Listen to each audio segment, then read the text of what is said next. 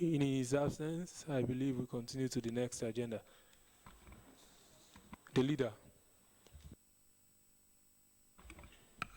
Mr. Speaker, honorable colleagues, the third is a motion on the need to adopt the Gombe State Youth Development Policy at the federal level, standing in the name of Honorable Sani Umar Bello, Gombe North Senatorial District. Honorable Sani, you are invited to move the motion. The next legislative day. I so move. Yes. Mr. Speaker, honorable colleagues, the fourth order of the day is a motion on the need to free ICT training in the Northeast Zone, standing in the name of Honorable Yiba Ibrahim, Gombe North Central Senatorial District. Honorable Yiba, you are invited to move the motion. Thank you, Mr. Speaker.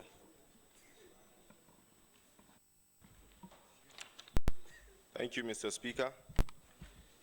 My name is Ayuba Ibrahim, representing Gombe Central Senatorial District.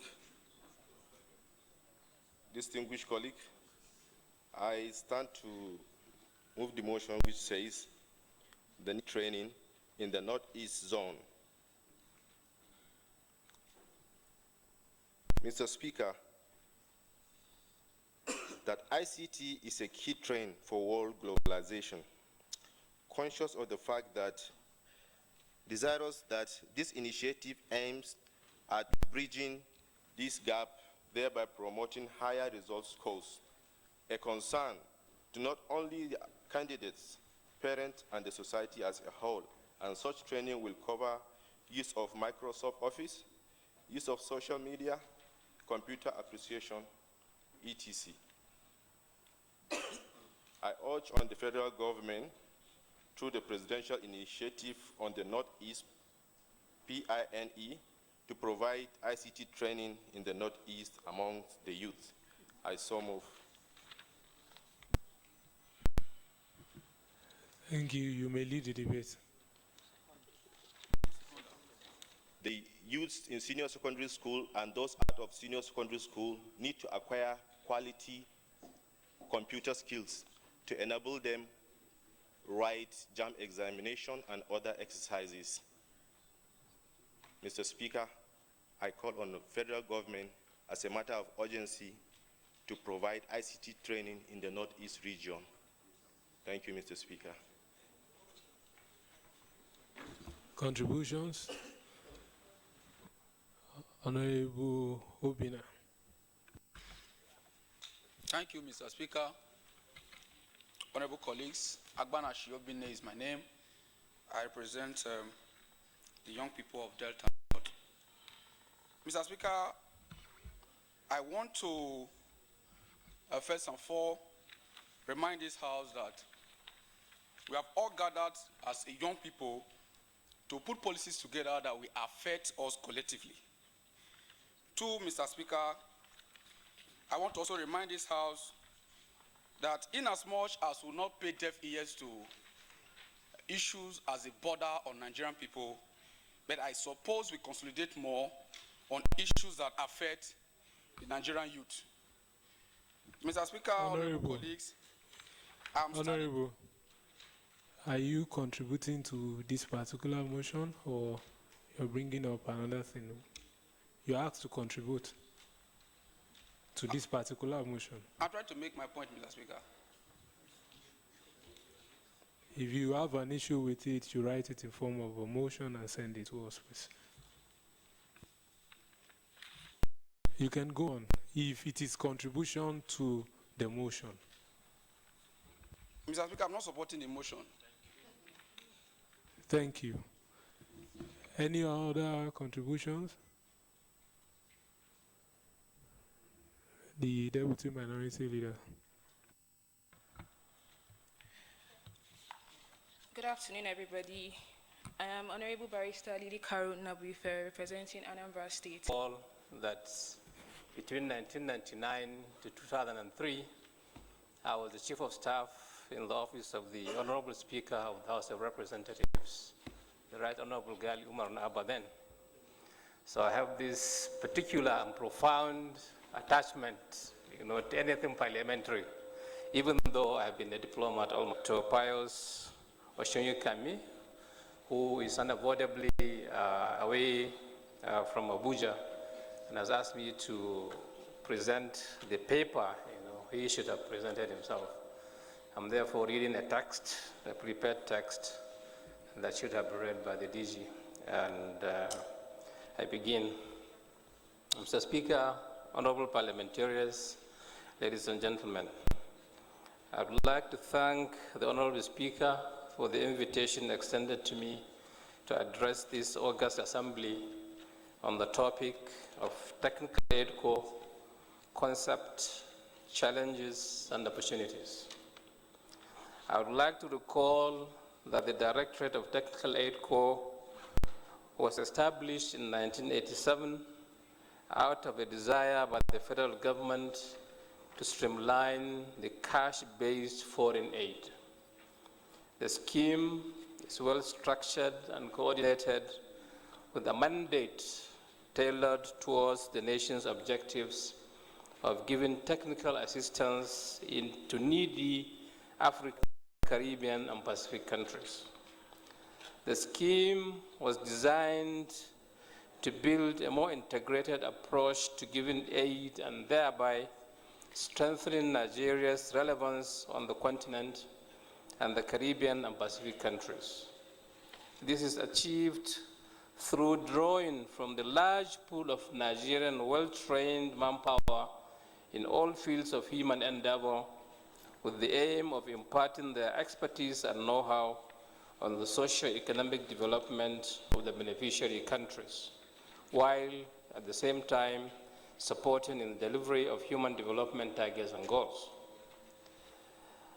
Allow me to mention here that the tax scheme operates in line with the Nigerian Technical Aid Corps Act 1993 and two legal instruments known as the TAC agreements. The first agreement is the TAC country agreement, which is signed between the government of Nigeria and the recipient country, while the second is the volunteers agreement signed by the volunteers before departure and is binding on them. The country agreement spells out the obligations and responsibilities of both Nigeria and the recipient countries, and the signing of it precedes the deployment of volunteers to any country. It is pertinent to note that the deployment of volunteers is strictly based on the assessed and perceived needs of the receiving states. Important also to outline are the conditions for participation in the scheme. Nigerian professionals and artisans are recruited from various fields of human endeavor to serve under the scheme as volunteers for a fixed duration of 2 years. They are expected to meet up with a certain level of basic requirements. Since the inception of the scheme, a lot has been achieved, even though at some point some countries withdrew from the program for reasons best known to them. However, the Directorate is currently repositioned for an aggressive sensitization campaign in its efforts to fulfill its core mandate, which is centered on enhancing Nigeria's foreign policy objectives. The briefing exercise is usually conducted at the end of each service period for the ex-TAC volunteers. This has been a very important source of information gathering and feedback from various countries the volunteers served. Challenges of the scheme.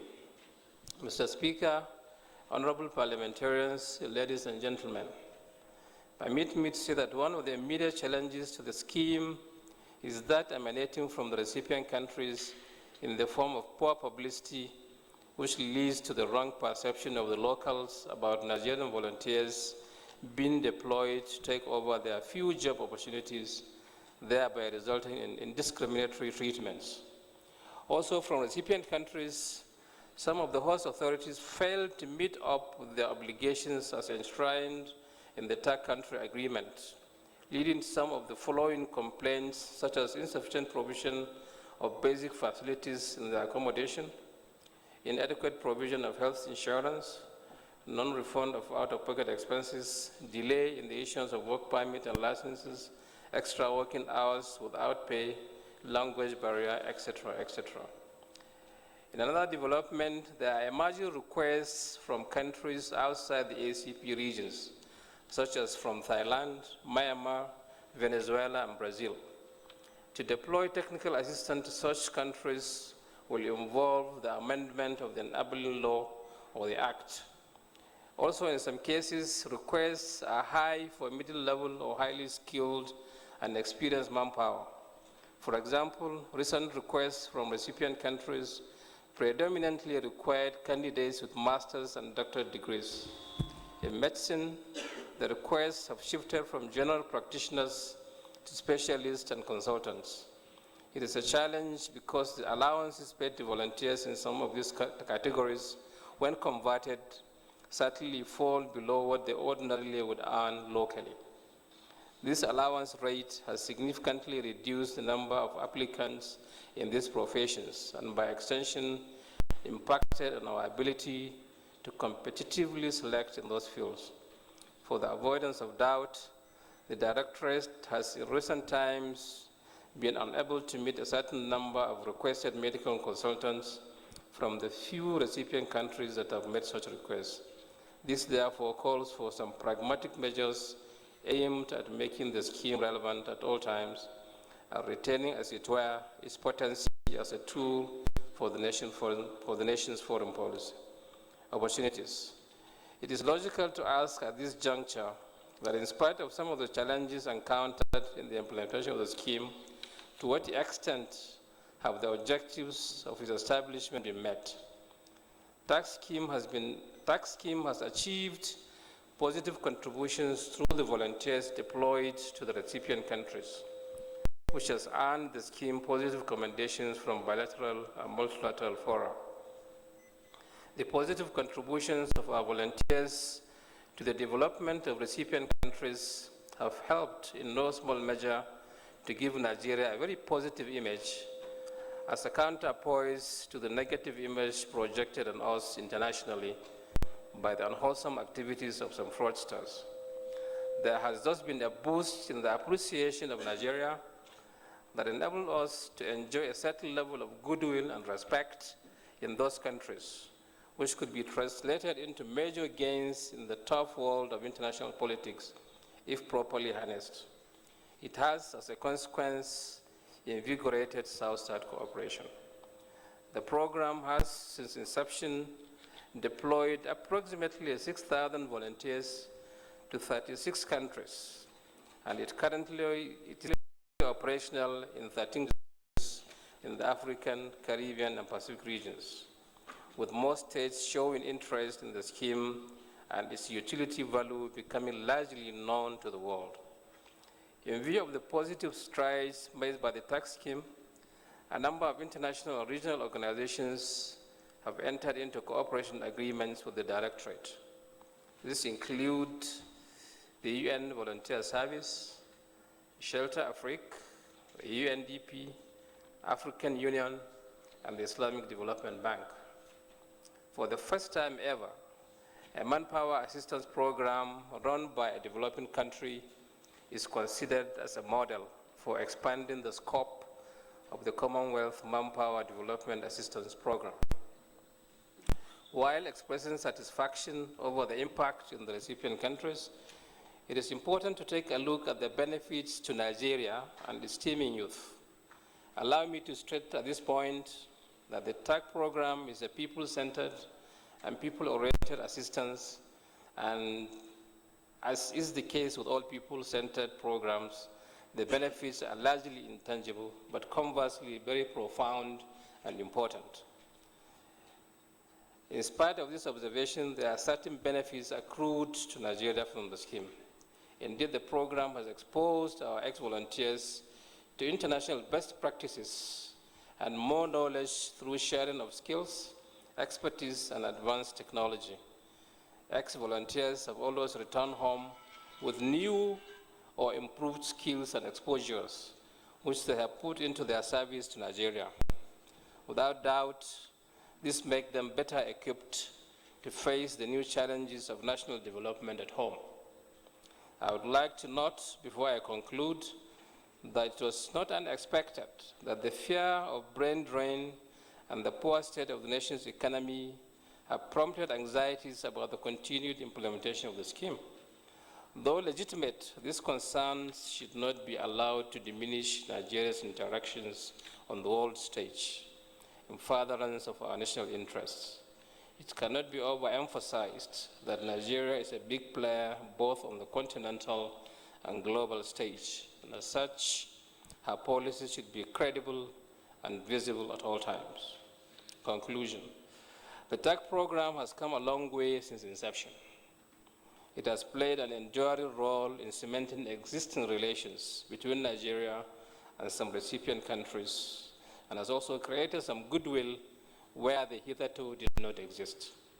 The program should be strengthened to continue to meet the challenges of the ever-changing landscape of international politics. End of quotation. Ladies and gentlemen, I thank you for your attention. Thank you, Mr. Speaker. Thank you, the Ambassador. We are really grateful for that detailed explanation. Distinguished colleagues, I believe we will have questions for the Directorate of Technical Aid Corps. If you have questions, please signify. Honorable Heziala. Thank you very much, the Right Honorable Speaker. I remain Comrade Ezala Okechukwu Umar. Please rephrase that, sir. Sir? Please rephrase that, Honorable Heziala. Okay. Sorry, Mr. Speaker. My name is Honorable Comrade Ezala Okechukwu Umar, and I represent the industrious and resilient youths of Abia North. Your Excellency, the Ambassador,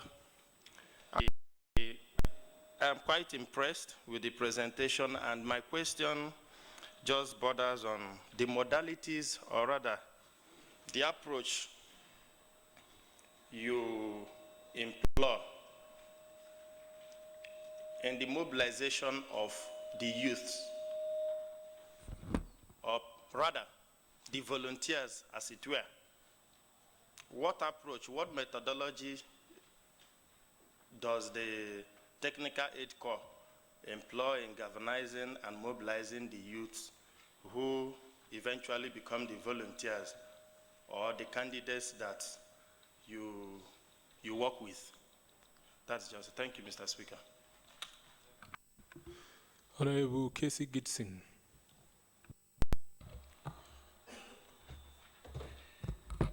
Thank you, Mr. Speaker, for giving me this time. Your Excellency, I just want to ask this question.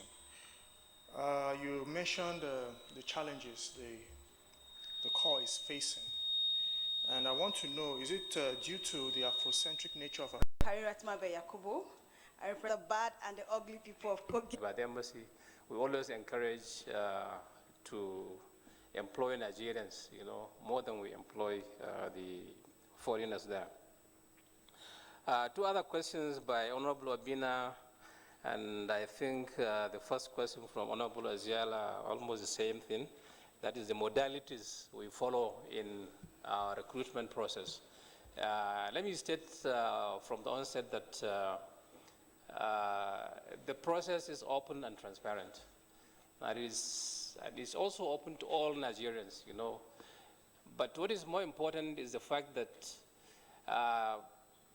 TAG does not on its own just recruit and post out.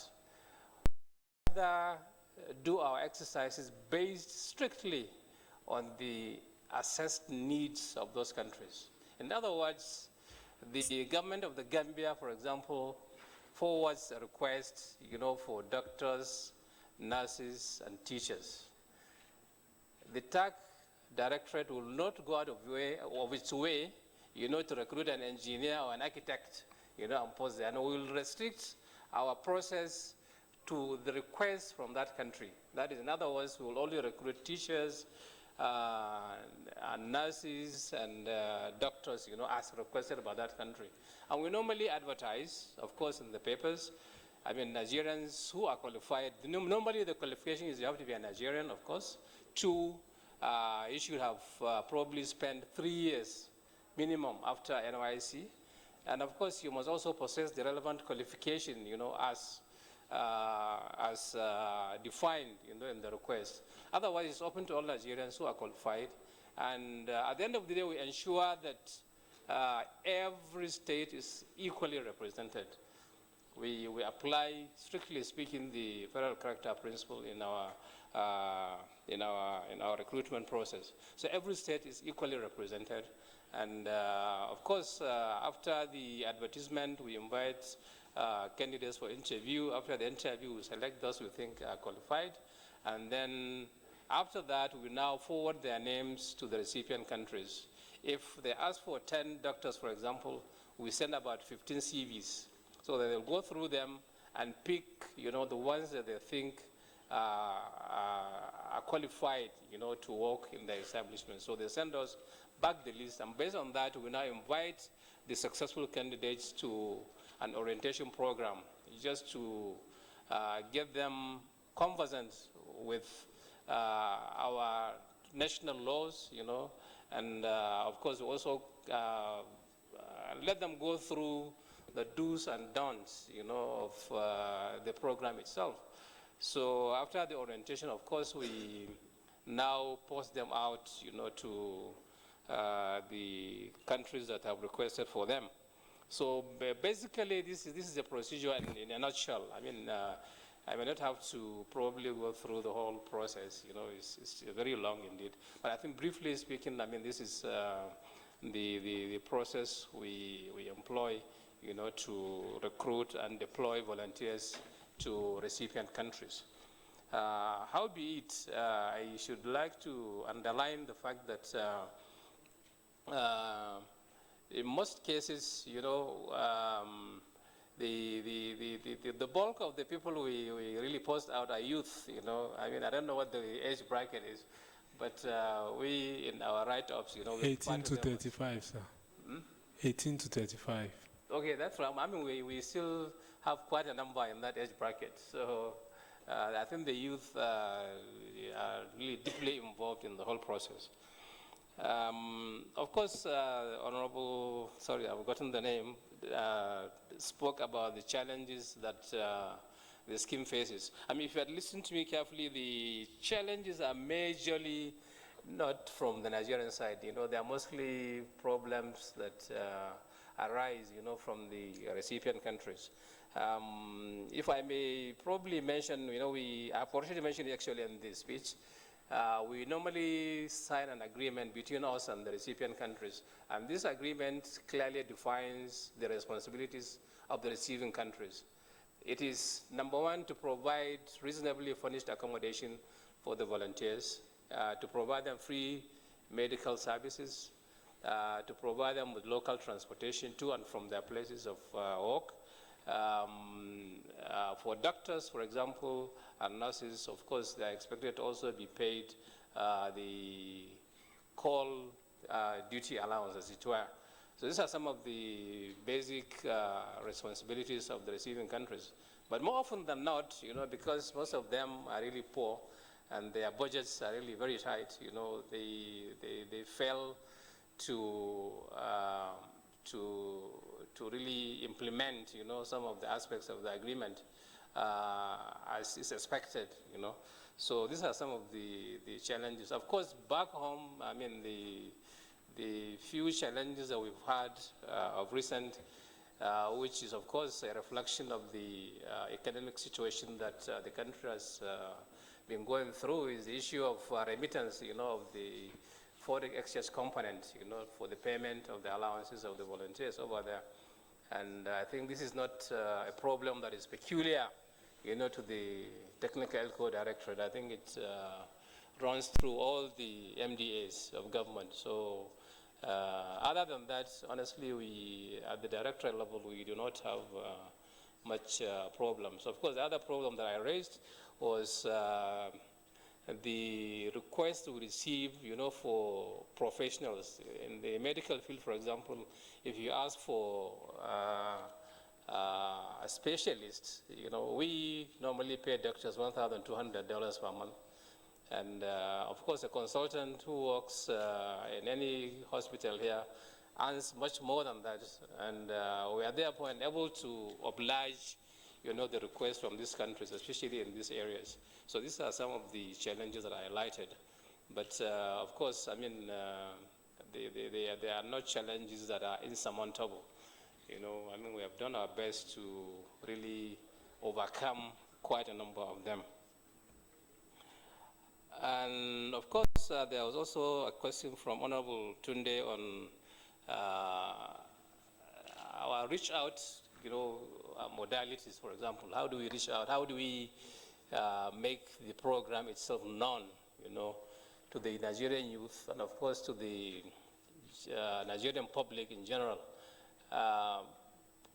There are, of course, modern ways of reaching out. We have a website, a very functional website, which is very rich. You get quite a lot of information on our activities on the website. So this is one of them, and I think it's one of the most effective ways, of really getting information on the program itself. Other than that, of course, like I said, whenever we have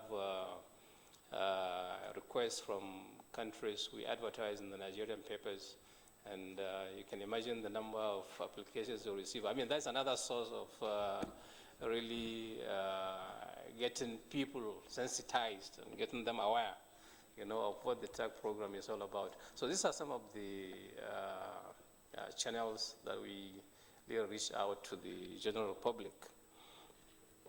The other question from Honorable Harira, of course, is the issue of the participation of youth in the diaspora in the technical aid corps program. Of course, I mean, like I said, the scheme itself is open to all Nigerians, irrespective of their places of primary residence. And I can tell you that I think we have a few who are actually participating in the program. In Uganda, for example, I think we have quite a few who, of course, we have a large participation. We have almost 100 volunteers in Uganda. So our youth who are resident there have come to know much about the program, and they have expressed interest, and some of them have applied, and I think we have employed, and we have recruited and deployed them. So, I mean, in a nutshell, I mean, the program doesn't draw any line between Nigerians resident at home or those resident abroad. So I think I have exhausted the questions, Mr. Speaker, and okay, sir, before you leave, yes. Your microphone, please. Pardon? Oh, the mic. Your microphone, yeah. Yeah, having listened to the presentation by Honorable Ambassador Haruna, I wish to thank the Directorate of Technical Aid Corps and the Ministry of Foreign Affairs for a pleasurable time to present to the Nigerian Youth Parliament. By this, I wish to, on behalf of the Parliament, make a resolution as follows: that the Nigerian Youth Parliament recognizes Directorate of Technical Aid Corps and the Ministry of Foreign Affairs as partners. If you are in support of this resolution, say aye. Aye. And if you are against, say nay. The ayes have it. The Parliament hereby resolves that the Nigerian Youth Parliament recognizes the Directorate of Technical Aid Corps and the Ministry of Foreign Affairs as partners. Thank you, sir. Thank you for your time. And we look forward to having more of Technical Aid Corps as partners. Thank you.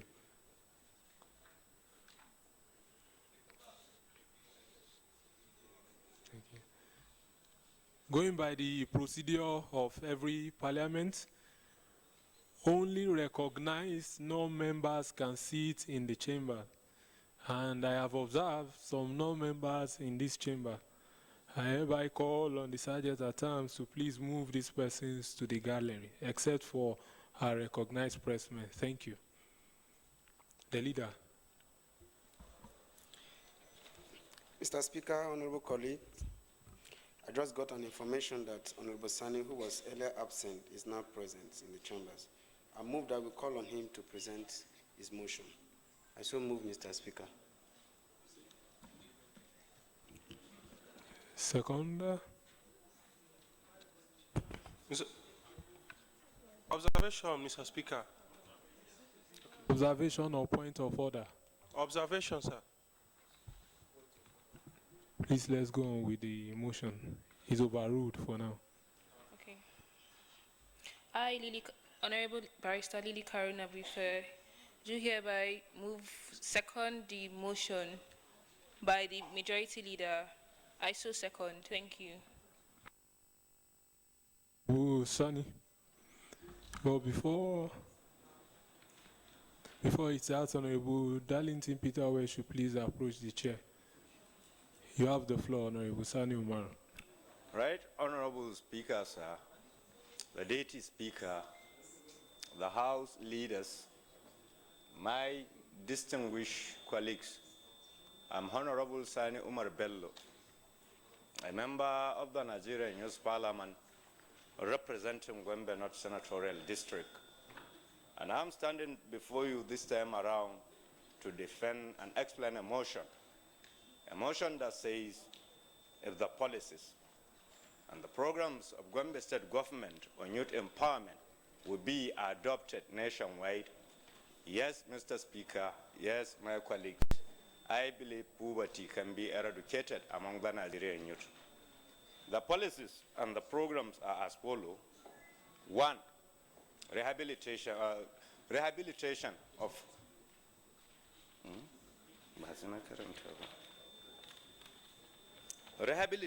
and reorientation of 5,000 youth under a program called Marshall as Security Agent. By saying this statement, it reminds me when it was 1999. Honorable Sonny, read what is in the order paper, please.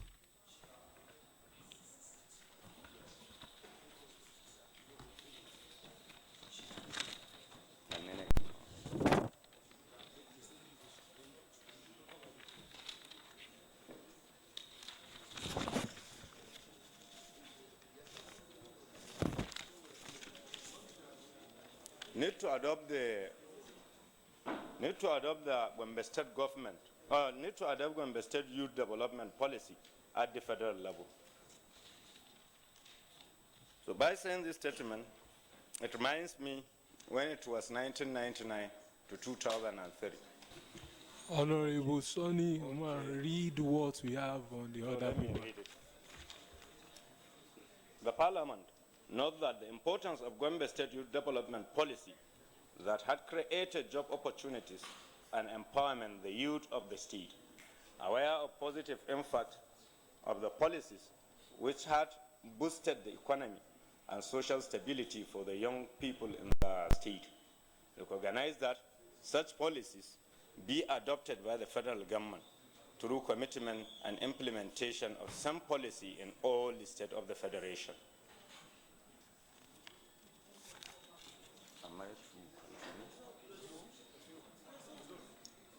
Can I continue? Please continue. By saying this statement, it reminds me. Okay, resolve. Urge the federal government to implement some policy at the state level and call on the Federal Ministry of Sport and Youth Development to liaise with Gwembe State Ministry of Youth with a view to adopting the policies. Need for, okay. Am I true? I so move this motion, sir. Thank you.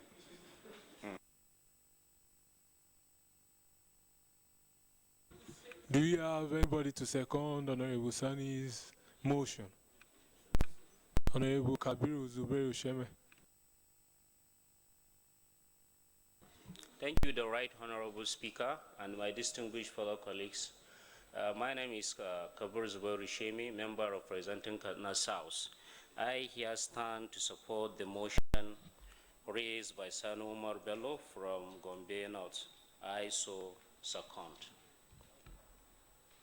Honorable Sani, you may lead the debate.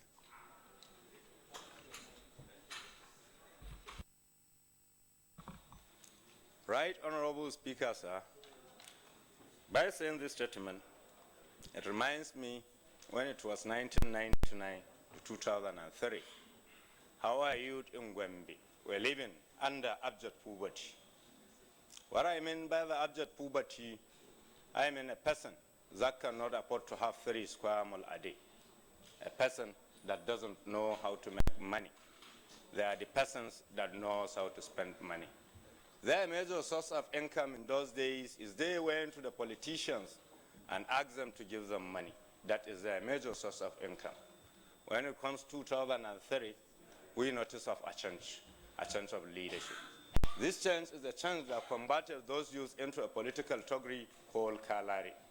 They were turned to a very dangerous life in such a way that they are very easily to kill, to beat, to wound, to rob, and to destroy the properties worth millions of naira. We needed a change in 2007, and I believe everybody here knows how 2007 elections were conducted. We noticed of another change in 2011. The change of 2011 to we, the youth of Gombe, is a change for better, because it's a change in rehabilitation, it's a change in reorientation, it's a change in reformation, and also a change in employment. I was there, Right Honorable Speaker, when the present leader of Gombe was inaugurated on 29th May 2011 at Pantame Stadium. After receiving the oath of office, he delivered more than 2-hour speech, which at the end of his speech, he was asking, where are those Kalari boys? They were there in front of the podium where the governor was standing, pointing cutlasses and knives, answering to the governor, yes, we are here. We are ready to work with you. Whom do you want us to beat? Whom do you want us to kill? What properties do you want us to destroy? He said no.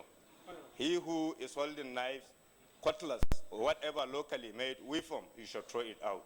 He who is smoking hemp, taking solution, Benelinut, Kwadin, and whatever, he should throw it out. He has a very good program for the development of this youth. After he spent like 2 months in office, he distributed the forms of these programs called Marshal and Security Agent. They received the forms. They are not more than 5,000. They received the forms, they fill it, and they submitted the forms to the Ministry of Youth and Poverty Eradication. After some time, they are called to a village called Malan Sidi. It's the headquarters of Kwame local government, one of the local government I'm representing here. That is a place where we are having our corpus camp. Honorable Sani, please stick to the rules of the motions, as in the motions which you're presenting. Please stick to it. So this program, and you have 2 more minutes, please. This program is very important because it helps Gombe State government to achieve 4 important areas.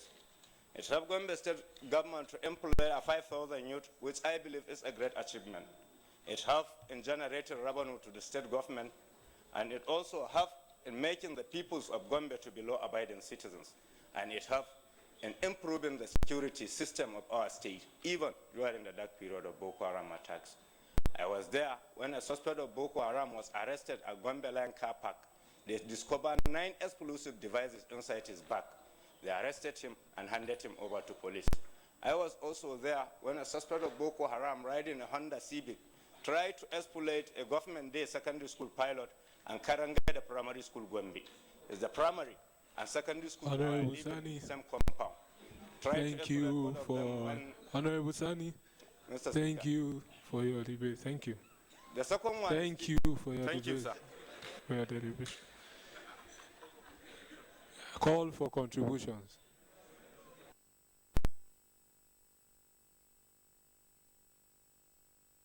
Honorable Philip.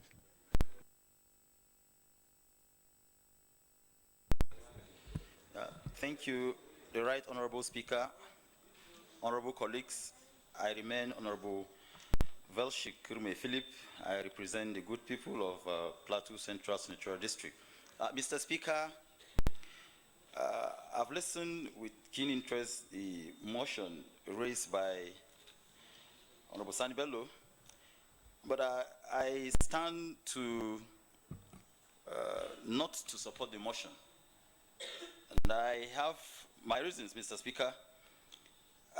Accepted that we, as a country, we have a national youth development policy.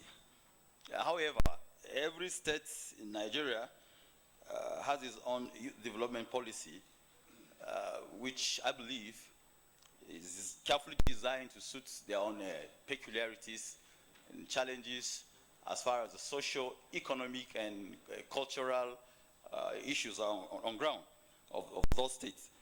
The success story of the Gombe State Youth Development Policy perhaps may be as a result of the peculiarities and circumstances of the social, economic, and cultural challenges at the time. And as such, Mr. Speaker, I believe every state in Nigeria have their own peculiar social and cultural challenges. So adopting, urging this House to resolve, to call on the federal government to adopt the Gombe State Youth Development Policy as a national policy for Nigeria may not be in the best interest of every state. I so, submit, Mr. Speaker. Thank you. Thank you, Honorable Phillips. All the contributions from Honorable Darlington Wealth with us. Thank you, Mr. Speaker, distinguished colleagues. My name is Honorable Onwe Darlington Wealth Peters. I represent the youth constituency. Honorable Chairman, please approach the chair. I represent the youth constituency of Ebonyi Central in this hallowed chamber. Mr. Speaker, distinguished colleague, I want to categorically submit my unacceptance to this motion as moved by Honorable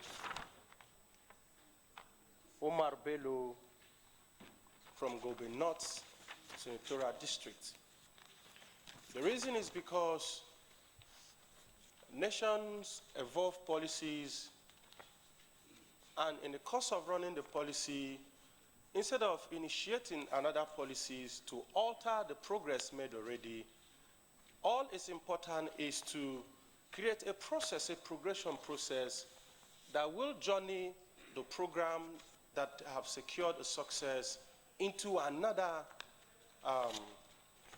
terrain of exploits. For instance, a clear instance is the progression of the global millennium agenda, the MDGs, to sustainable development goals.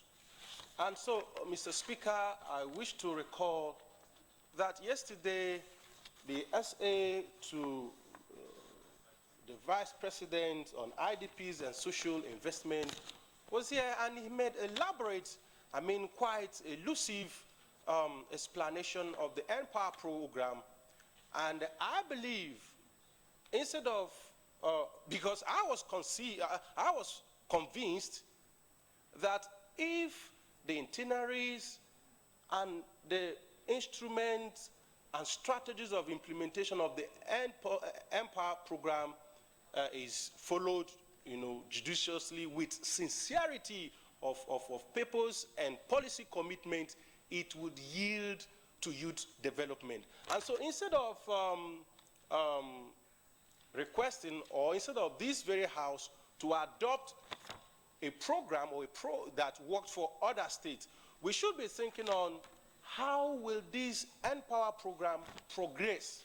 That is the process, that sort of a window that will journey the program if it had secured a success already into another phase, that even governments yet to come can still adopt the same measure. Thank you, Mr. Speaker. Thank you, Honorable Aliu Kano. Thank you very much, Mr. Speaker. My honorable distinguished colleagues, I rise to support the motion moved by Honorable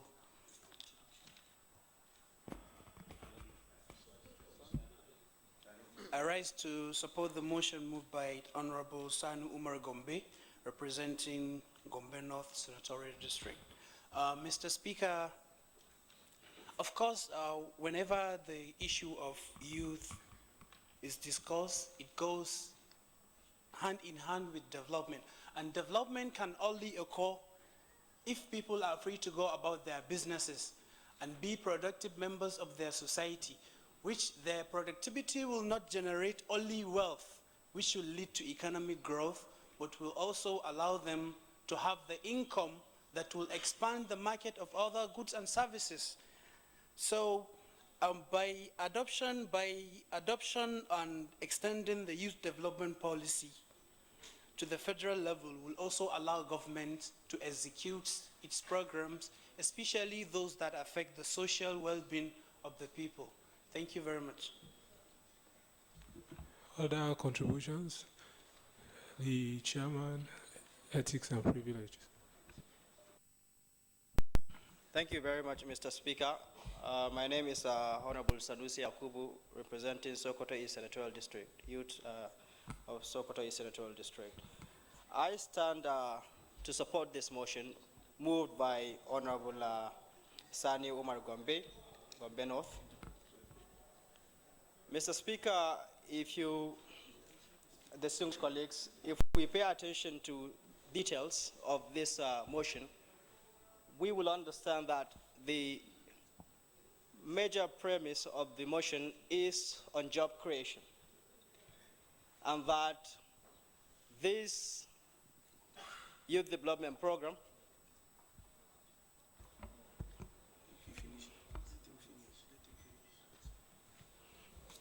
Mr. Speaker, honorable colleagues, may I use this medium, this opportunity to welcome the Speaker of Akwa Ibom State House of Assembly here in our midst. Mr. Speaker, your presence is needed at the high table, sir.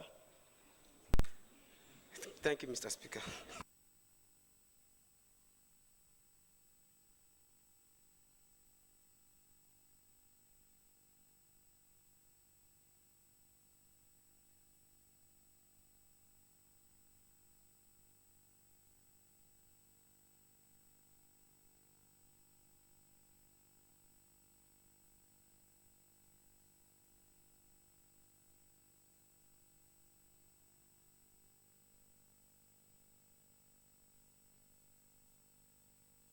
Sorry for the break, Honorable Sanusi. I will call on you soon. I wish to announce the presence of Right Honorable Luke Onofiok. As you will all know, Right Honorable Luke Onofiok is the pioneer speaker of the Nigerian Youth Parliament. And he happens to be the incumbent speaker of the Akwa Ibom State House of Assembly. We are honored to have him around, and in recognition of his vast contributions to Nigerian Youth Parliament, and he still remains a credible and worthy ambassador of the Parliament, I wish that the Parliament gives him a standing ovation for being part of us today.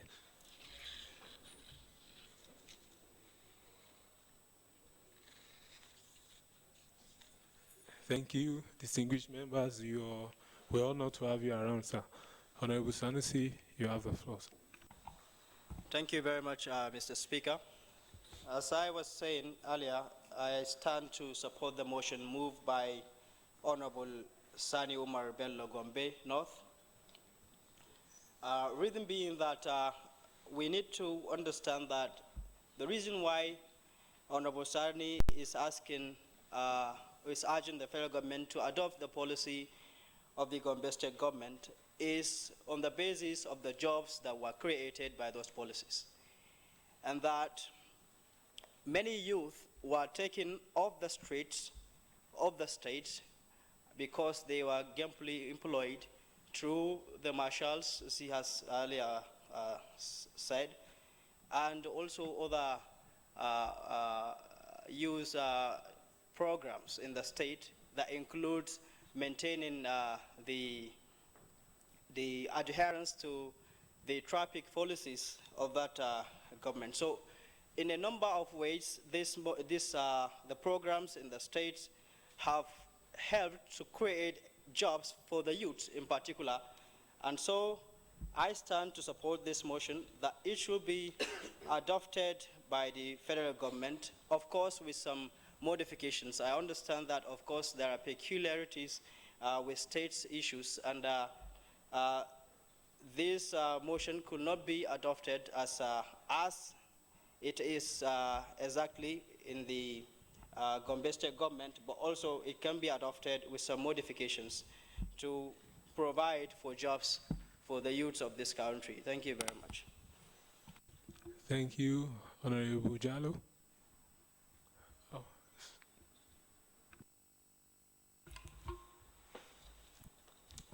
Good afternoon, Mr. Speaker. I remain Honorable Kasim Abdullahi, representing KB Central. Mr. Speaker, I want to add little to what my honorable colleague, Honorable Sani Umar, has said. Instead of saying adopting Gombe State Youth Development Policy to federal government, we should have said that adopting Gombe State Youth Empowerment Program to national level, because National Youth Development Policy has well been designed by different stakeholders, which I believe Gombe State government is involved, represented by State Ministry of Youth, Gombe State. And I was there when designing the National Youth Development Center, National Youth Development Policy, 2016 September, which has been reviewed. So instead of saying we should adopt Gombe State Youth Development Policy, I would suggest that to adopt Gombe State Youth Empowerment Program to national policy, to national program, I mean. Thank you, sir. Thank you. Honorable Aminu. Thank you, Mr. Speaker. Speaker Emeritus, the Speaker of Akwa Ibom State House of Assembly, distinguished colleagues, all protocols are duly observed. Mr. Speaker, I want to use this medium to seek your leave that Honorable Sani be allowed to take this motion back for a serious review, because I want to believe he has vital points, but he has to back it up with statistics so that we can see the real need for it to be adopted or transmitted to other sectors of other states as well. So I submit. I'll just take one more question from No? Any lady? Honorable Sharon. Thank you, Mr. Speaker. I remain Honorable Sharon Omotayo, member representing Edo North Senatorial District. I want to add that the bill, or the motion should be amended, because for it to be adopted by the House, just like the other speaker said, he said that if it has to be adopted, there are other peculiarities to other states. So I feel the challenges the other states are having, it could be an empowerment program, and it's not what that will be applied to Gombe State. The empowerment they are doing for the youth in Gombe State, that will still be the same empowerment for the youth in other states because of the challenges and the cultural practice in that state. Thank you. Thank you, distinguished colleagues. While I accept the submission of Honorable Phillips on this motion, and also the motion or the position of Honorable Sani Umar, Honorable Darlington, Honorable Sharon, and others, I was earlier informed that Honorable Sani has some documents to submit to the Parliament to back this up. Therefore, based on that, I wish to form an ad hoc committee under the leadership of the minority leader to look into the matter and report to the Parliament in due course. Honorable Sani is a member of that committee, Honorable Philip, Honorable Darlington, Honorable Blessing, and Honorable Sheme, members of that ad hoc committee. Therefore, Honorable Sani, come forward and lay your documents. Point of order, Mr. Speaker. What order, Honorable? Thank you. The Right Honorable Speaker, I remain Honorable Ezeala Okechukwu. I represent the industrial and resilient youths of Abia North. Mr. Speaker, I want to direct the House to order page 43 of the standing rules of the House, order 40, behavior of members in the Parliament. Mr. Speaker, I want to read paragraph 11, which, from my observation, indicts Honorable from Edo State, who just spoke. He says that no member shall be allowed to smoke, chew, or drink upon the floor of the Parliament. Mr. Speaker, I so move that these rules be observed. Honorable Ezeala, your point of order is sustained. Thank you, Mr. Speaker. My loyalty.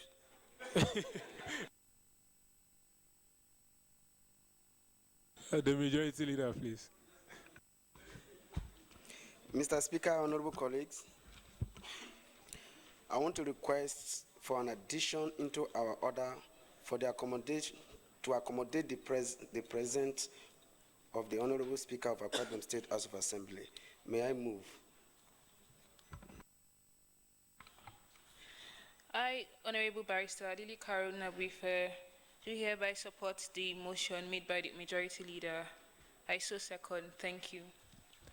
So, distinguished members, I hereby use this medium to call on the pioneer speaker of the Nigerian Youth Parliament to address the third session.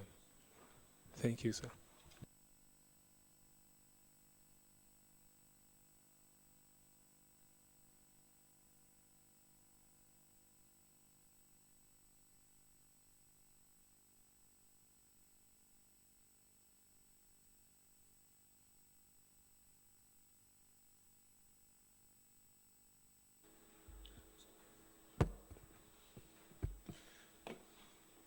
The Right Honorable Speaker of the Nigerian Youth Parliament, my brother and my friend, the Deputy Speaker and Principal Officers of this Parliament, distinguished colleagues of the Nigerian Youth Parliament. I thank God Almighty in the very first instance that has afforded us the opportunity to meet once again. But I did not know that I'm going to be accorded this level of privilege and respect, sir. To be given the opportunity to sit side by side with the presiding officer,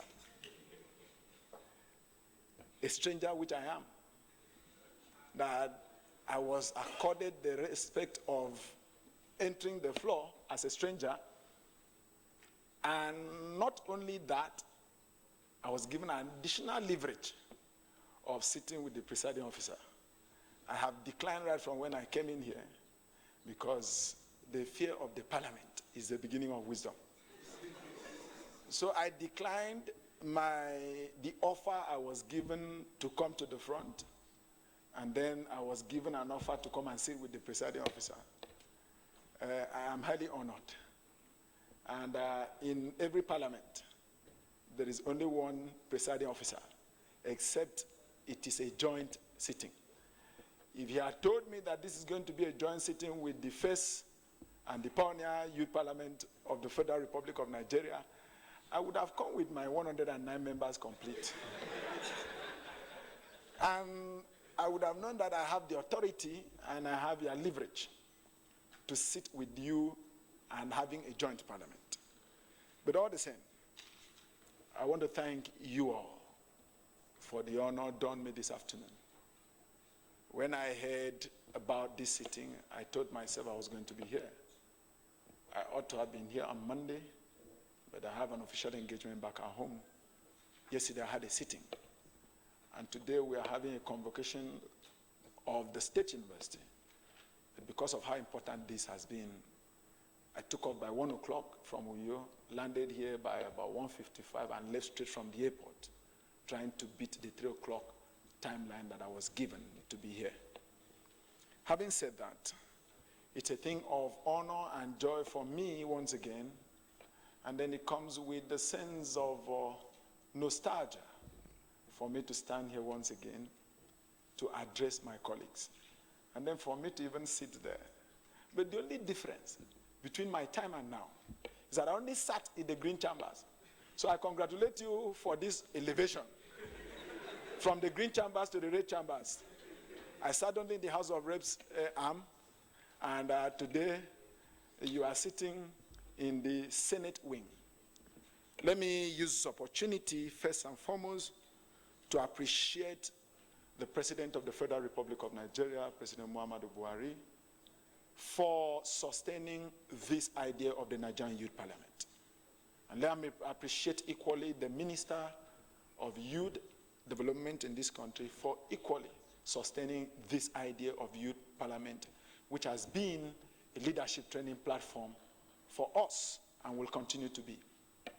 And I want to equally appreciate the leadership of the Senate of the Federal Republic of Nigeria, most especially the Senate President, Senator Abubakar Bukola Saraki, for granting us the opportunity, the leverage to sit in this committee room of the Senate wing of the National Assembly of the Federal Republic of Nigeria. I want to equally extend my appreciation to the principal officers and senators of the Federal Republic of Nigeria for the support they've given to the Senate President to be able to allow us to sit here. I want to extend my appreciation too to the Speaker, House of Representatives, Right Honorable Yakubu Dogara, for the support that he has given for the Nigerian Youth Parliament, and by extension the principal officers and members of the House of Representatives of the Federal Republic of Nigeria. And I want to thank the support staff of the Senate and the House of Representatives. I'm happy this afternoon walked in here to be ushered in by Mokhtar, who served as our Sergeant at Arms too while I was the Speaker. He was the one who ushered me in here. And I want to appreciate people like Sani Abdullahi and other staff of the National Assembly that have lent their support, the clerks at table, the parliamentary staff that have lent their support to the success of this sitting of the Nigerian Youth Parliament. Having given my appreciation, let me have an opportunity to share with you a few thoughts. And I'm going to talk to you today just like one of you.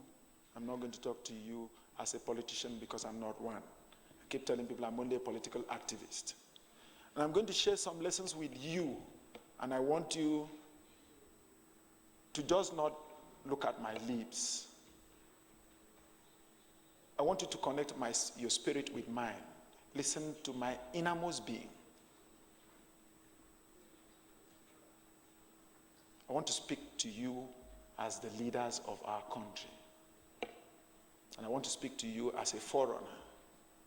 I want to speak to you as one who has traveled the leadership wrong. I've served in my university as student union government president. I've served this country in the capacity you serve today, first as a member representing Akwa Ibom Northeast Senatorial District, and then to be elevated.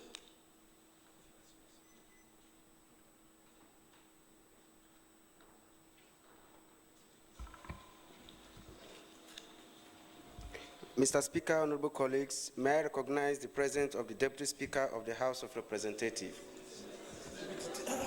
The Senate President, sorry to say.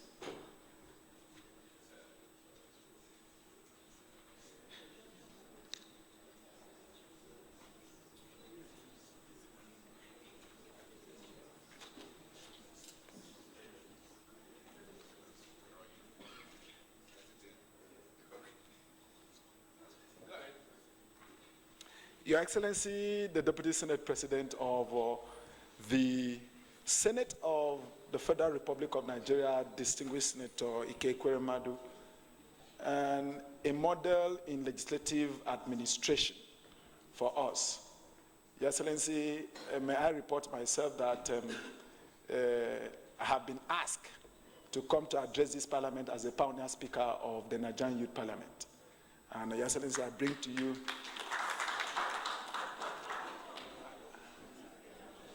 to you greetings. Your Excellency, I bring to you greetings first and foremost from my colleagues, the 109 of us who served in this parliament as the pioneer. And then I bring to you greetings from members of the Akwa Ibom House of Assembly, where by the grace of God and by the vote and mandate of my colleagues, I speak for them as the speaker of that assembly, sir. Your Excellency, I was sharing some thoughts on leadership. I was about sharing some thoughts on leadership with my colleagues that are here. Your Excellency, I would crave your indulgence that please that they should give me time. I speak for a living, and I am paid to speak, and I can speak for 2 days standing. So I need to be timed, but today's own, I know that I'm not going to be paid, so I would, I sure will know that I'm not supposed to take much of our time. Your Excellency, the Deputy Senate President, the Speaker of Nigerian Youth Parliament, and my colleagues, the very first lesson I want to share with you is that where you are today and what you do will determine where you are going to be tomorrow. And I have practical lessons to buttress this. When I came here in the year 2008 rather, I never knew that I would have an opportunity to superintend over a legislature at the state level. But I came here determined to make impact. And in the line of my appreciation, let me equally appreciate the late President Umaru Yar'Adua, who saw the need to establish the Nigerian Youth Parliament in 2008. And we appreciate him. And may his soul rest in perfect peace. I came here determining to make a difference. And what was that difference? I was not comfortable with the way youth politics was being run in Nigeria. I was not comfortable with the way youth will go and give awards at the exchange of peanuts. I was not comfortable with youth singing praises of people who don't deserve it. And I felt that I needed a platform to begin to speak out against this. And then the Youth Parliament afforded me that opportunity. We were camped in the NYC camp in Kubwa for 4 days for the orientation, and later brought it to have our sitting. And I canvassed. I spoke to my colleagues, and I told them what I would be doing if I'm given the opportunity to emerge as the Speaker of Nigerian Youth Parliament. On that very day, the youths of Nigeria erased the lines that divided them, erased religious lines, and then erased ethnic lines, and unanimously elected me as the pioneer Speaker of Nigerian Youth Parliament. I'm saying this to share one lesson with you, the lesson that as you sit here and as you deliberate, as you engage at committee stage, as you engage even in informal setting, one thing should be paramount at the back of your mind. What is that one thing that you can do to change the present predicament that we have found ourselves as a country?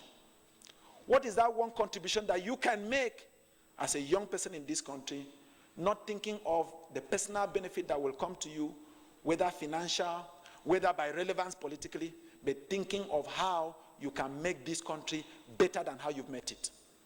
And I want to charge you. I speak to you as one who has spoken, and I speak to you as one who has lived what I have spoken, and I speak to you as one who has been an example of what I preach, that please, a time has come that we bury our individual and personal interests in this country and begin to look at the collective interests of Nigeria as a country. A time has come that we must begin to think less of our personal enclaves and begin to think more of what we can do to join hands to make this country a better one. We don't have any other country except Nigeria. I don't know about you, but I can tell you, I hardly stay outside this country more than 1 month. In short, 2 weeks after my journey out of here, I have started being homesick. Except I am going on a training, I'm going on a course. And every time I am back home, and then the pilot or the captain in any flight, whether in Lagos or Abuja, begins to say, we have commenced our descent into Murtala Muhammad International Airport, or we've commenced our descent into Nnamdi Azikiwe International Airport, or Aminu Kano International Airport. There's this sense of fulfillment and excitement that comes into my mind that I'm going back to my country. And there's nothing that you can offer me out there that would be better than what my country can offer. Now, for the things that we see that would have kept us outside this country, the orderliness, the good sides of life, I think this generation, with the support and the wisdom and the wealth of experience of the elders, join with their energy, can foster a better country for us all. So I want to urge you, as you sit and deliberate, please erase the lines that divides you. Erase the lines that divides you along religion, that divides you along ethnic lines, that divides you along politics. Let's think of one thing. What are those things that we can engage on that would bind us together as one great people, one great nation, to take our place, not only by appellation, but by actions and in all ramifications, as the giant of Africa. If we claim the giant of Africa today, we are only claiming it because we are good in self-deceit and deception. What are those things to show that we have taken and have remained in that enviable position that we have occupied? The time for us to change the things that we are not comfortable with is now. So I want to urge you again. The lessons you learn here are going to be apt in their further position in life. I want to tell you when I sought election for my second term in 2015 into the House of Assembly, I told myself that I was going to emerge the Speaker of the House of Assembly. And then I started taking back the rules. I took back the motions. I took back the order paper. I took back the vote and proceedings that we had while I presided over this parliament as the Speaker. I read them. I studied them. And I can tell you by the grace of God Almighty, the little I am able to do, the little effort I am able to make at home in the state congress that I preside over, majority of the lessons I apply there are the lessons I learned. First, as a member of the Nigerian Youth Parliament. Secondly, as the presiding officer of the Nigerian Youth Parliament. So today, no lesson learned is lost. I want to urge you that please, don't just see this as a jamboree. Don't just see this as Minister of Youth gathering you with the support of the Senate and with support of the National Assembly, with support of the House of Representatives, and probably thinking that at the end of it all, you are going to be given a little stipend to go home. Why you are gathering here is more than a little stipend to go home with. You can drop an idea here that will help each and every one of us to contribute towards the development of this country. We have a forum in the WhatsApp group of those of us that served in in the first parliament. We communicate with each other. We are always there to help each other. Any of my colleagues who wants to come to you will just send me a message on that and say, I'm coming to you. If I have a challenge, my immediate junior brother is a medical doctor and was posted to Jos to serve. He just finished service, and then he needed somebody to stay with in Jos. I just had to send a message in WhatsApp group, and one of my colleagues was able to house my brother in Jos till he completed his 1 year NYSC in Jos as a medical doctor. Away from now, you can build network, you can build partnership that will last. Away from now, you can foster a relationship that will catapult you to the next position. And now, most importantly, with almost respect to the distinguished Deputy Senate President, I want to urge you, I am of the political class, by the grace of God. A time has come that you need to demand of us the need to put the interest of the people first against our own personal interests. And I don't want you to play second fiddle to whosoever will ask you to play second fiddle. A time has come that we should ask public officials not to use the position they occupy today to seek for further public relevance. but to use the position they have today to deliver service for the benefit of the people who elected them and for the benefit of the people that they have been appointed on their behalf to save. The problem we have in our country today is when a man occupies the first office, he is thinking of that office as a platform for him to occupy the next one. So I want to urge us, please, this generation, let us begin to demand for accountability. Let us begin to demand for probity for those of us. When I said us, I am counting myself inclusive. I'm not saying them. And that is why I said, by the grace of God, I happen to be in that class. So demand of us the interest of the people first. And finally, you cannot give what you don't have. That is what we have in law, and that's what is being said in law. And you cannot put something on nothing and expect it to stand. I want to urge you to seek education beyond the discipline that you are engaging. Whether you are a medical doctor, whether you are a lawyer, whether you are an engineer, you need to know a little of so many things in the present world to be able to be relevant. So I want to urge you, please, seek for self and personal development. Seek to attend seminars and workshops, and if you can afford, seek for short senior executive courses or executive courses in Ivy Leagues or even in our institutions here. And then when you have equipped yourself enough, you would have been made a better citizen to be able to contribute your own quota. You would have been made a better citizen to contribute what you have to do for the benefit of Nigeria. May I pause here to please ask us to rise to welcome the Speaker, House of Representatives of the Federal Republic of Nigeria, Right Honorable Yakubu Dogara.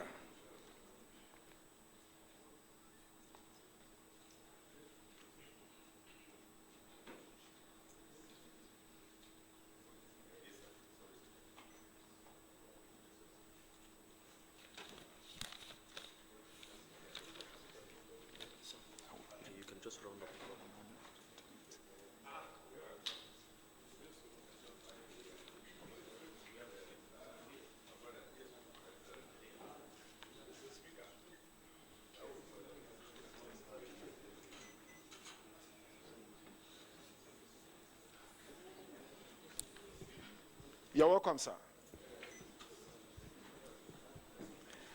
The Right Honorable Speaker, sir.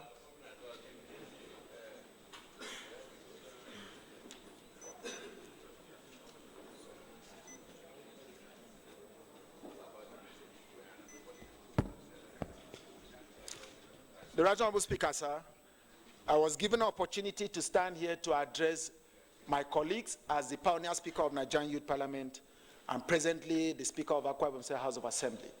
And I was asked to come and show special appearance today. And in rounding up, sir, I was trying to share some thoughts about leadership.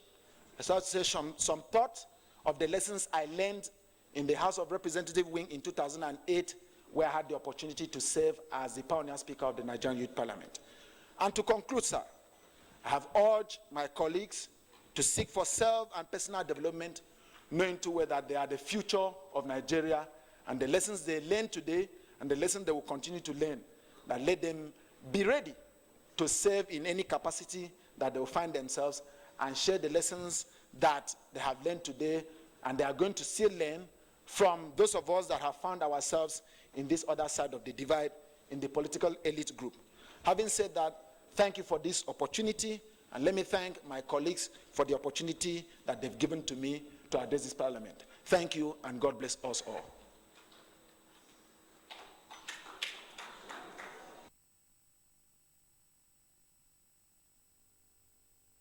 How are you?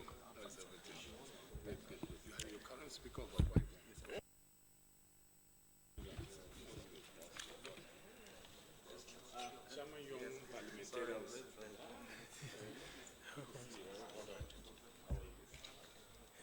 Thank you very much, Pioneer Speaker and the Honorable Speaker of the Akwa Ibom State House of Assembly. We are indeed grateful, and I would say we are proud of you. You are a model and a good ambassador of the Nigerian Youth Parliament. Let me further use this opportunity to welcome our own Deputy President of the Senate, distinguished Senator Dr. Ike Ekweremadu. Let us all stand for an ovation for the leader.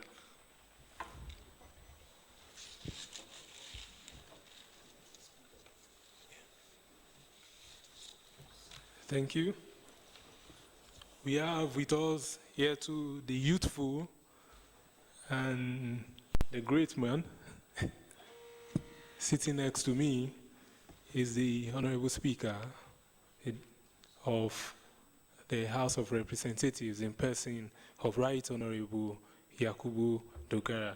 We will also stand for an ovation for the leader.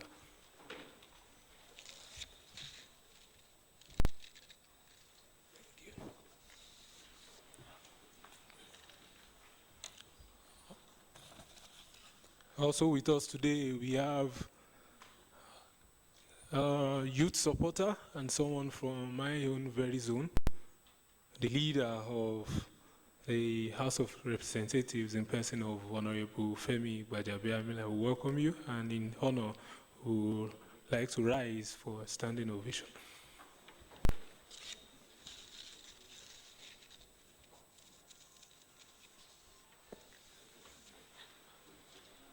And we also have with us here today our own person, someone that has been a supporter of the Nigerian Youth Parliament. He is Right Honorable Unana Igbokwe. He is an honorable member of the House of Representatives and also the Speaker of the Young Parliamentarians Forum. Okay, the Chairman of the Young Parliamentarian Forum. Please let us rise, standing ovation for him.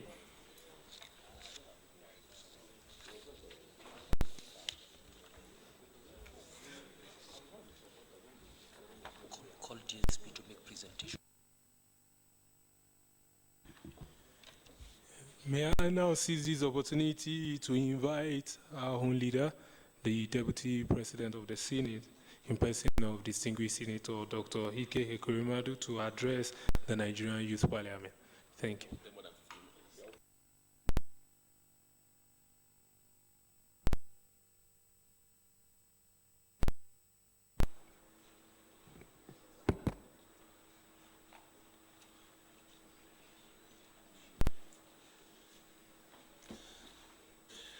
My boss, the Honorable Speaker of the House of Representatives, Right Honorable Yakubu Dogara, the indefatigable leader of the House of Representatives, my brother Femi Ojamila, the Speaker of the Youth Parliament, honorable members of the House of Representatives here present, very distinguished colleagues. I'm going to be very, very brief. Actually, I've closed for the day. I was heading for another program when I was hijacked to come and speak to you on the issue of federalism and national development. And I think it was a good thing I decided to come, because probably I will have opportunity of seeing my friend speakers for the whole day. So it's a further opportunity to also interact with my other colleagues. But let me say, Mr. Speaker, distinguished parliamentarians, that this is indeed a very commendable, institution you've set up here. Some of us, when our politicians, didn't have the opportunity of this kind of grooming. So you must consider yourself lucky that you have opportunity, of learning probably a future trade early enough. And but I must also emphasize that all of you seated here will certainly not end up as politicians. At least not parliamentarians. It will not happen. Just very few of you will eventually succeed. That is the fact of life. There's nothing a person can do about it. So all you need to do is to work hard and pray that will be very part of the few that will succeed. So mark my words, that's how it works. That's how it works. So, and we're all gifted differently. Some of you will be successful businessmen, some will be successful lawyers, medical doctors, probably farmers. But certainly not successful politicians, and then not talking about being successful parliamentarians. But I know, by the grace of God, that the training you are receiving here will be useful to you in whatever area of life you find yourself. No knowledge is a waste, not one. So even if you end up as a businessman and they're talking about legislation, it will start to make sense to you. You begin to appreciate parliamentarians, because part of the problem we have in this country is that we do not have the history of parliamentarism. So that means, therefore, that when you're talking to somebody on the street about the parliament legislature, it sounds to him as if it's just something out of the blues or something that belongs to another planet. So we need to have this culture of making sure that our people understand the role of lawmakers and lawmaking, in the stability of any society. So that brings me to the issue. As I said, I'm going to be very brief, because it's not supposed to be a lecture as such. It's supposed to be probably some kind of conversation. So I'm sure, as you are aware, we practice federalism. We didn't just wake up and start practicing federalism. Something led to it. So this entity we call Nigeria today didn't just wake up and then there's a country called Nigeria. No. So the white man came from different directions, north, east, and west. Some came as traders, some missionaries, some Christian preachers, some as Islamic preachers and all that. So they had some portions of this country, and he ministered them in different ways, some for economic interest, some for religious purposes. So sometimes it started making sense that they can begin to bring together this entity, so that it will be governable, and then they're able to ensure that there is the economy of scale. Things that take them so much money and energy to do, they can do it, with smaller resources. So that's why they started thinking of bringing these things together. So this, can you hear me? Okay. So it led to a situation where at some point there was different kind of government in the south and then another kind of government in the north. They had separate government, So at some point it was necessary to bring them together, and then they formed the country called Nigeria. Now at that point it was necessary to decide what form of government that can serve such big entity called Nigeria, with so much diversity in language, in culture, in religion, and all that.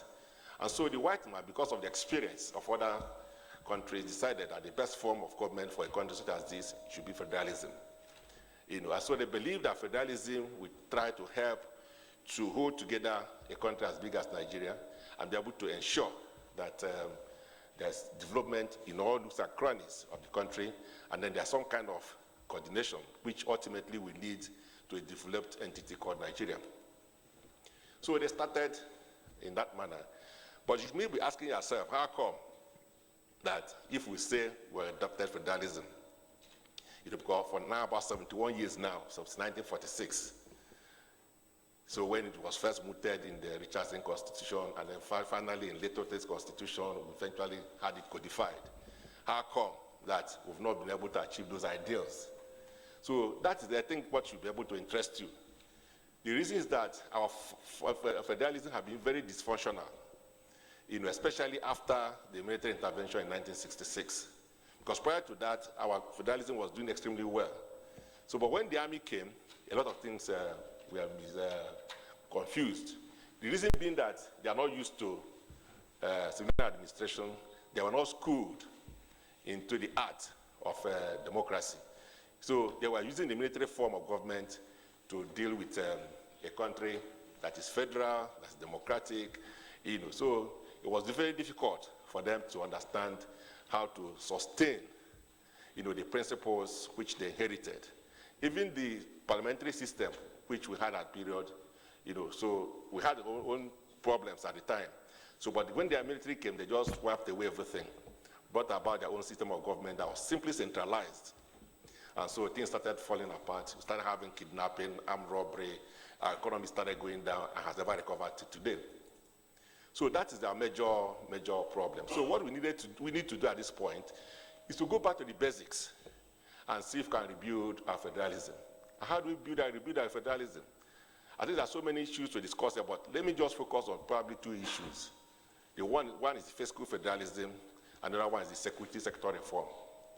On fiscal federalism, we are thinking a situation where every part of Nigeria must be given the opportunity to develop at their own pace using their own resources and then contribute to the common good at the center.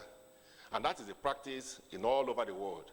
This is one of the few countries, and I can't remember any anyway, where at the end of every month, the federal government sends money to the component unit. It doesn't happen.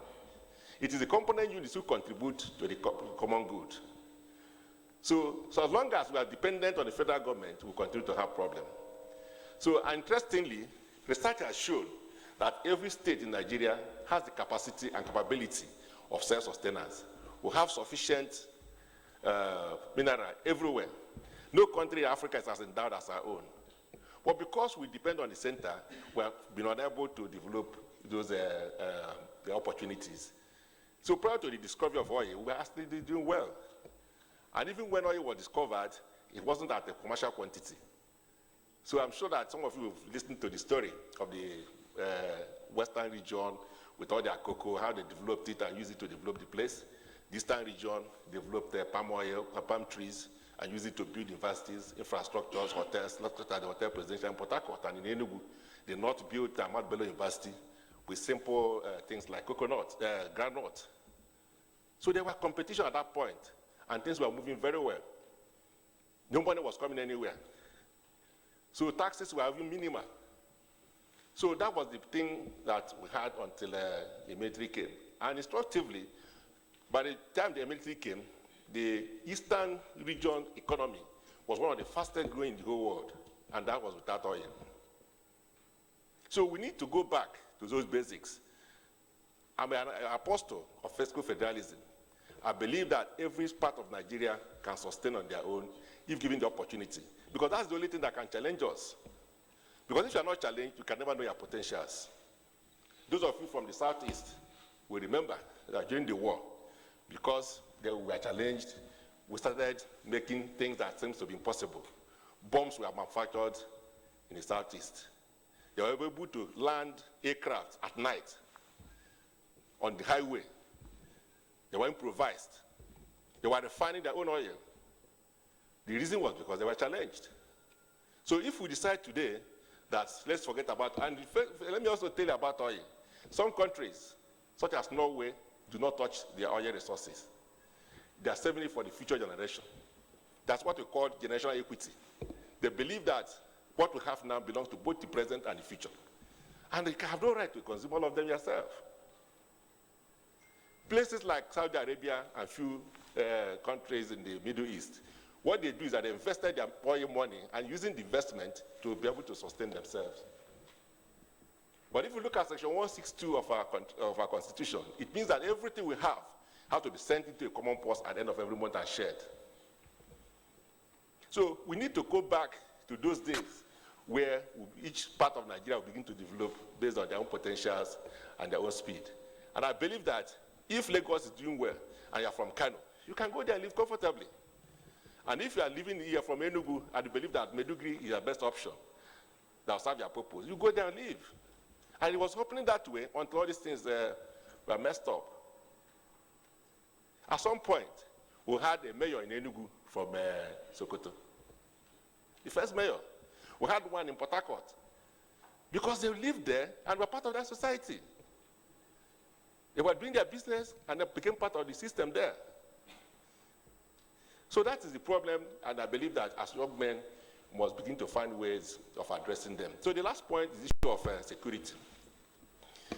I told the DIG the last time he came to see me, that this is the only country I know where we run a federal system of government with a unitary type of police. There's no other place that's happening in the world. Even countries that are running a unitary system of government, they have federal police. It's just like saying federal government hire enough teachers that teach in primary school. It will not happen because some schools would be without teachers because they don't know where these schools are. So if you have 350 policemen to police 200 million people, how is it going to work? Certainly impossible.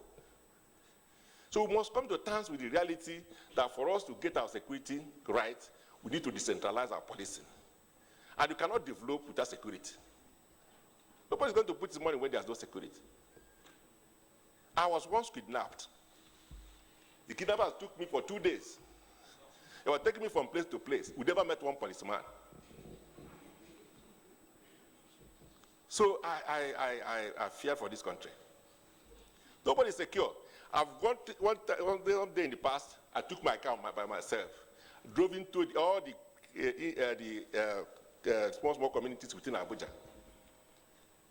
the little towns around. I just started to find my way around the place. And I was saying to myself, if somebody commits an offense or a crime and runs into this place, who will ever find the person? Nobody. But it doesn't, what we are doing here doesn't work, can't work. It's not working anywhere. In other places where you have country that run a federal system as big as this, they have not just the state police, they have the local government police, they have the police, even like these institutions are supposed to have their own police. In America, institutions have their own police. And that is why it can work, and then they are well coordinated. The fear might be, oh, the governors will use it to harass their political opponents. Then it means that we're not thinking. If that is the fear, then we ask ourselves, how do we address it? What do have other countries done? Do you think don't you think they have governors? And those governors are as funny as our own governors. So, but what happened that they used the instrumentality of the law and their brain to hold them down. In Brazil, for instance, what they did was they set up a central police service commission, just as we have the NJC in the law profession. So that police service commission regulates the functions of those regional police. So you have to be licensed, you have to make sure that they have a common training, have the same type of uniform, not uniform reality, the same type of standard. And then it's well regulated, and they can dismiss you. And then you have to look at the composition of that service commission, making sure that professionals are involved, the civil society, then also the other segments of society are well represented. There are the people who can hire and fire the officers of the respective police units. So in that way, we kept the government out of it. So I believe that if we do that, we'll be able to create a secure society where people can come in and invest, where our people can also invest and move freely. The primary purpose of government is the protection of lives and property. And if you don't have the foundation right, you can neither protect the property nor the life itself. So for some of us who are winding down, it's those of you who are coming up. We need to think properly. You have to find out what's happening in other places. We are prepared to work with you to create a better society. I want to thank you all.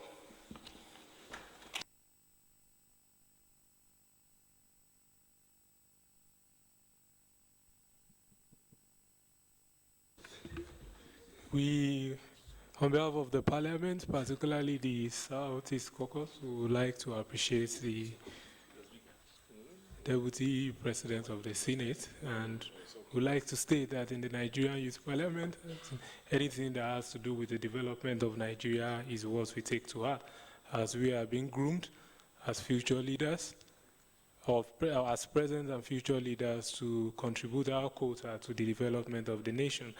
And we'd like to specially appreciate the leadership of the Senate, the 8th Assembly, for giving us this facility to use, and for approving our internship, because we believe that the bane of leadership in Africa is the fact that young ones are not properly introduced to leadership. I want to say a special thank you for that, and sir, we hope to hear from you soon on our internship issues. While the distinguished Senator Ike Kuremadu, the Deputy President of the Senate, was addressing the Parliament, we had some guests, and they are Honorable Emmanuel Geaza, is an honorable member of the House of Representatives, and also Honorable Jerry Manwe, the Chief of Staff to the Speaker. May I now seize this opportunity to invite to the podium our own very Speaker of the House of Representatives. He's a youth at heart, and we believe he's a supporter of the youth. Thank you, sir.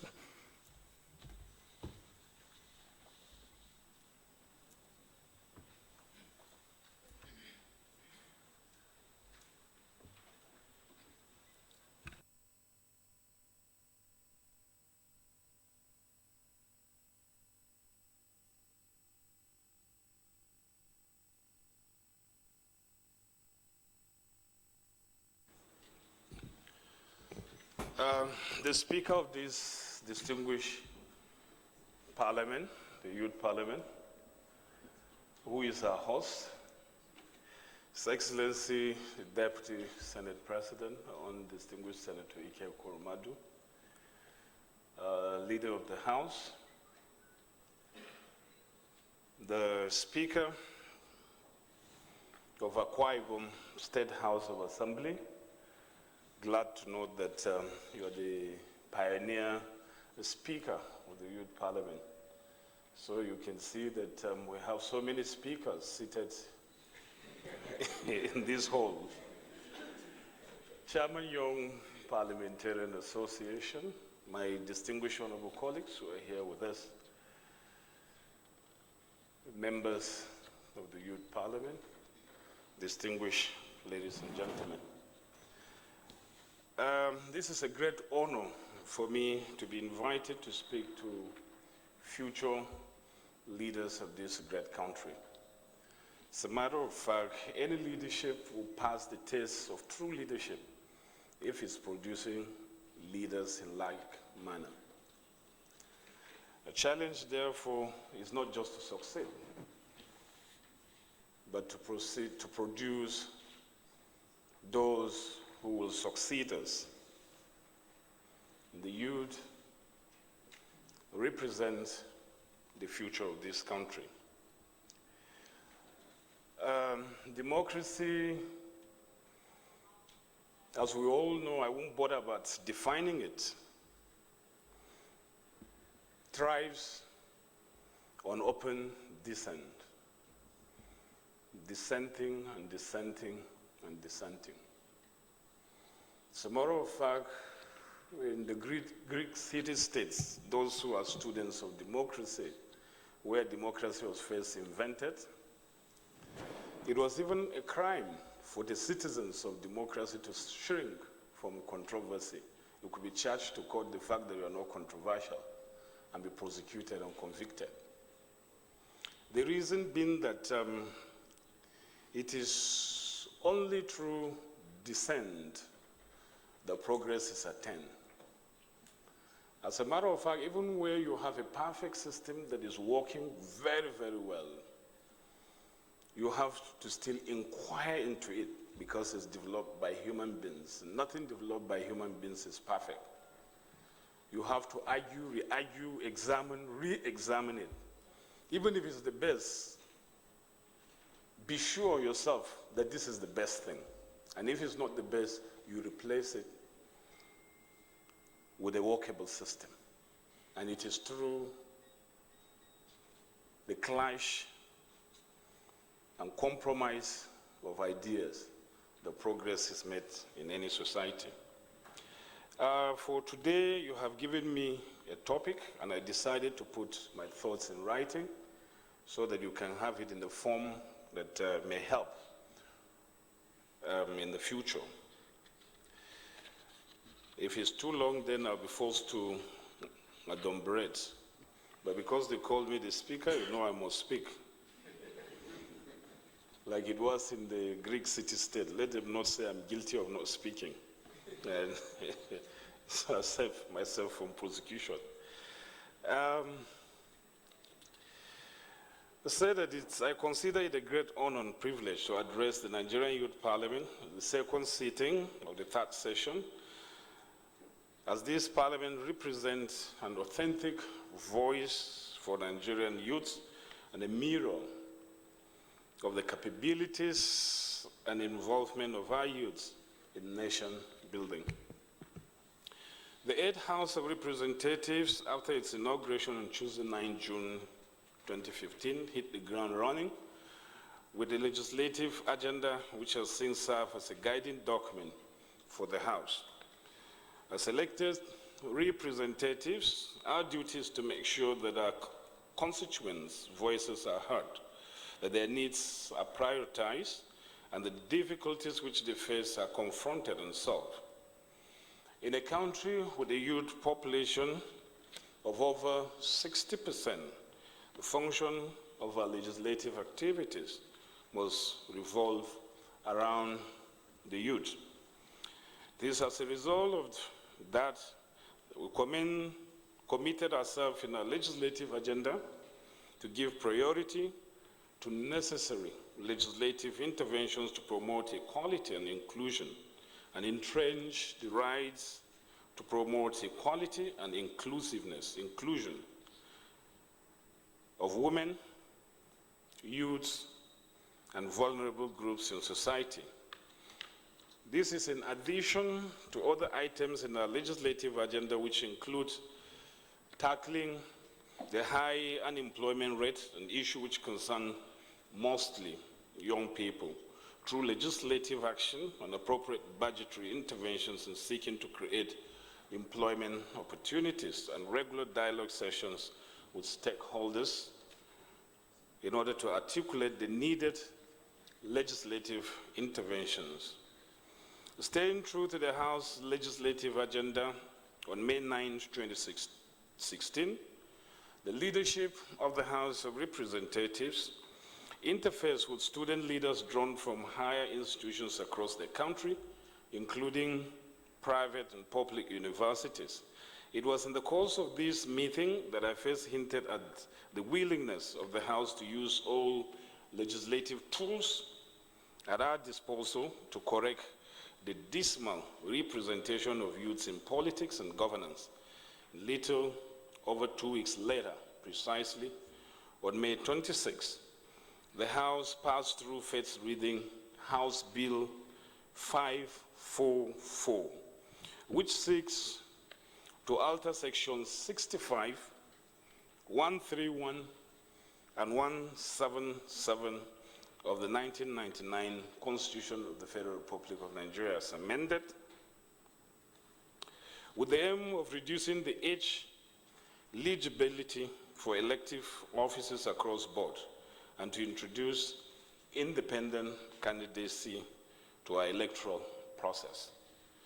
The bill, popularly known as the Not Too Young to Run Bill, has enjoyed enormous popularity, and it has now birthed a global movement. And to prove our dedication to youth inclusion and equitable representation, the bill was given speedy consideration as it passed second reading, as was committed to the ad hoc committee on constitutional review on June 7, 2016, exactly 12 days after it was introduced. I'm glad to report that the chairman of the ad hoc committee on constitutional review of the Senate is here with us. So if he's not in his report, he should take note.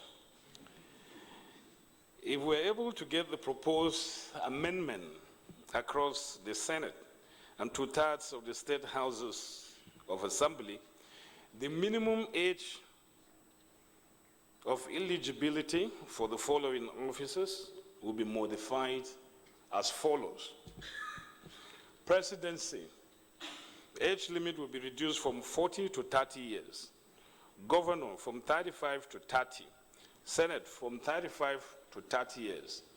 House of Representatives, State House of Assembly membership from 30 to 25 years. While the bill will immediately correct the marginalization of young persons in Nigeria, it will, however, open up opportunities hitherto unavailable to young persons in politics.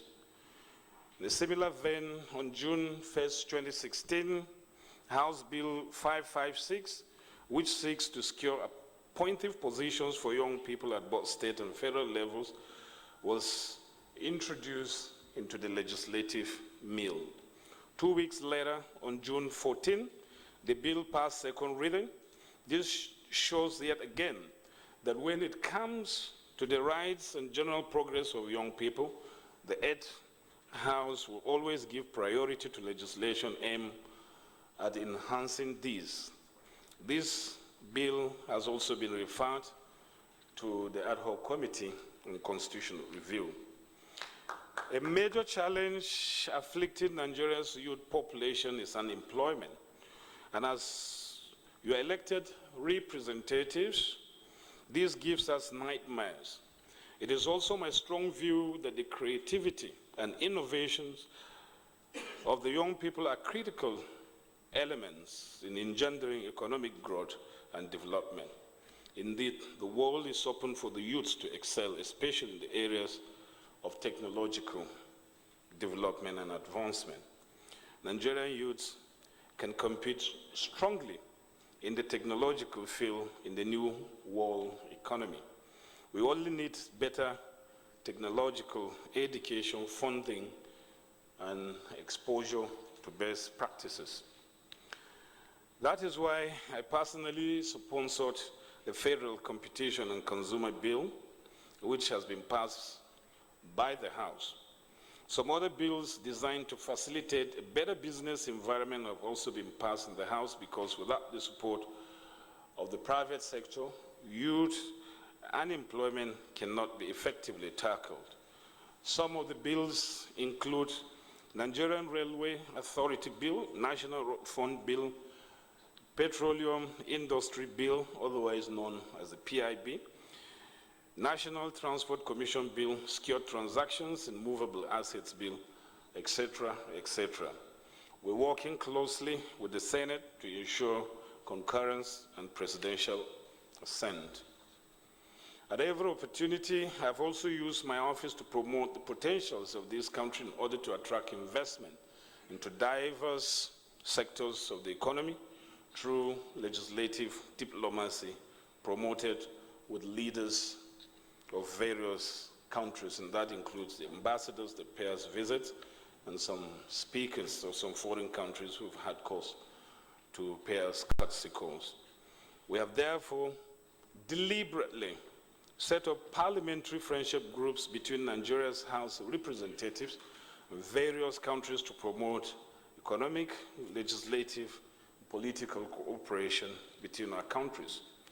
Economic diversification is also key to job creation, and the House has shown commitment to enacting laws which would enable this through the introduction of sectoral debates, which we have leveraged on to invite selected ministers to give detailed accounts of what their various sectors need in order to attract investment and generate maximum revenue, thereby creating more opportunities and bringing economic prosperity to a great nation. There can be no marked economic progress without improved power supply. And in response to the complaints of our young entrepreneurs who need constant power supply to thrive, the House, in collaboration with the Senate, organized the first ever dialogue summit on reforming the power sector, which had all major stakeholders in attendance and will influence legislation and oversight of the sector. We have consequently stepped up our oversight of the sector to plug loopholes and improved performance. Agriculture has the potentials of solving the problems of youth unemployment. And as I said elsewhere, and I quote, agriculture accounts for the bulk of our GDP in Nigeria and probably employs a higher absolute number of youth than any other sector. However, its full potential is rarely exploited. Much of Nigeria's agricultural land lies fallow due to restriction on land titling, state ownership of productive land, and lack of incentives, lack of support.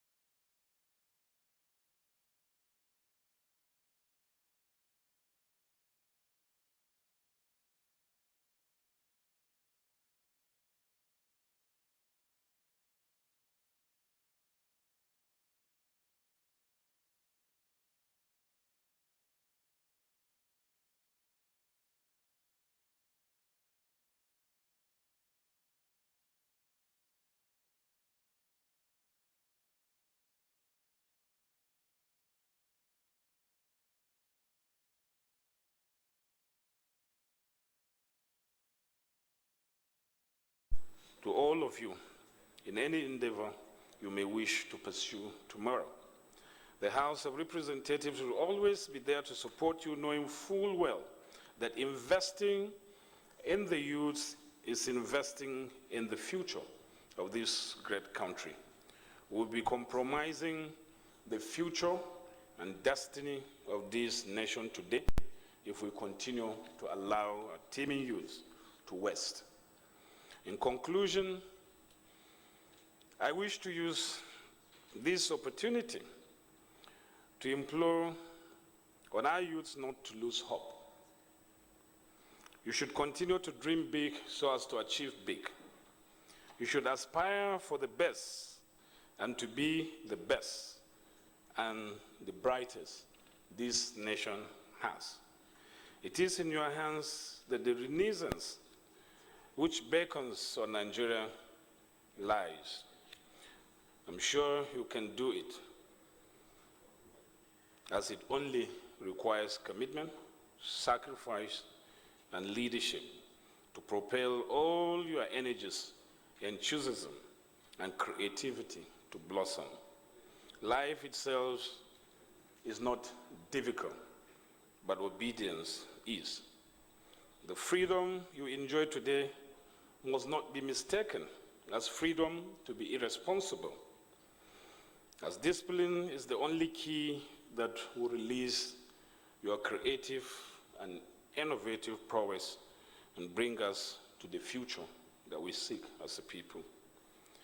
Benjamin Disraeli, one of the greatest prime ministers of Britain, once said, and I quote, "We live in an age when to be young and to be indifferent can be no longer synonymous. We must prepare for the coming hour. The claims of the future are represented by suffering millions, and the youth of a nation are the trustees of prosperity."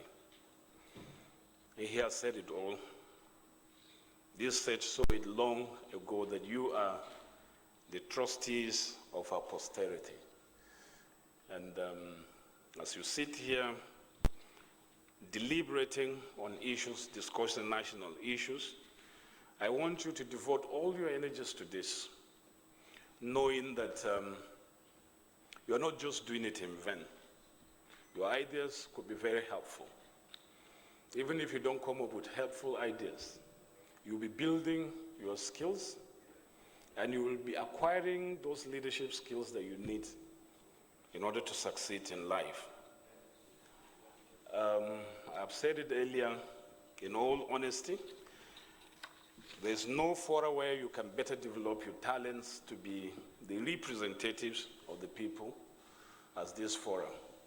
Some of us didn't have the privilege of serving in an organized forum like this. We grew up largely during the military regime. There was nothing like democracy, so you couldn't talk about the national parliament, most less being a member of the youth parliament of a country.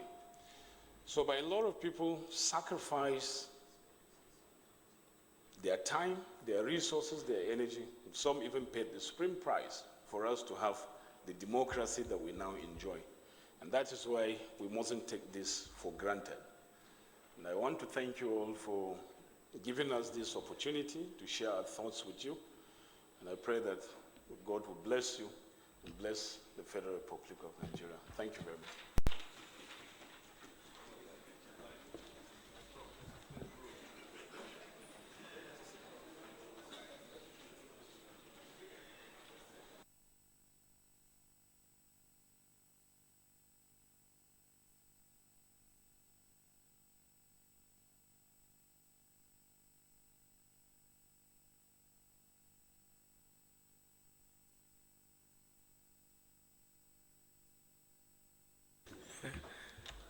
We would like to express our profound gratitude to the Speaker of the House of Representatives, Right Honorable Yakubu Dogara, for that inspiring speech of his.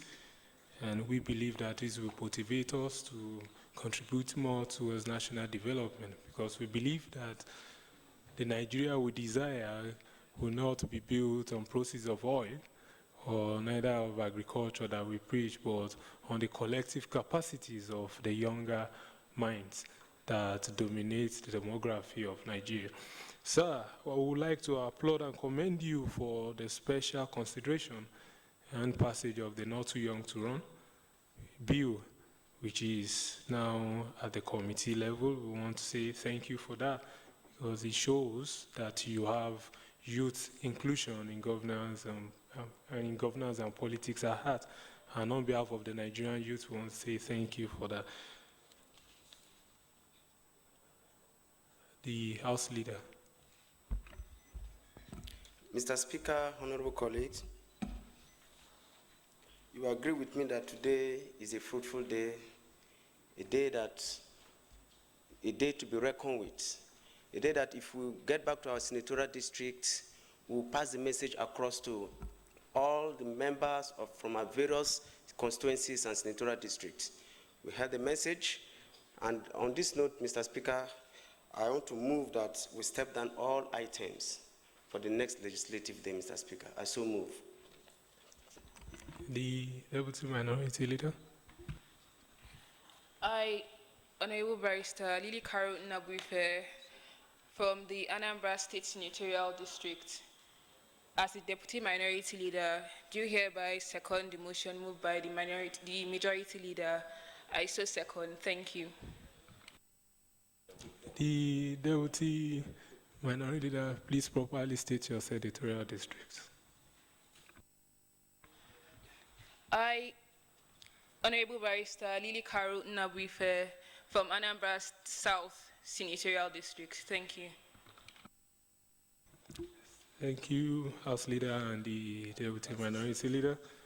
Well, before I adjourn this sitting, I would like to announce that there will be a photo session with our leaders immediately after the sitting, just outside the hall. I hereby adjourn the sitting to Thursday, 18th May 2017 by 10 a.m. If you are in support, say hi. Aye. And if you are against, say no. The ayes have it. You have to put your vote.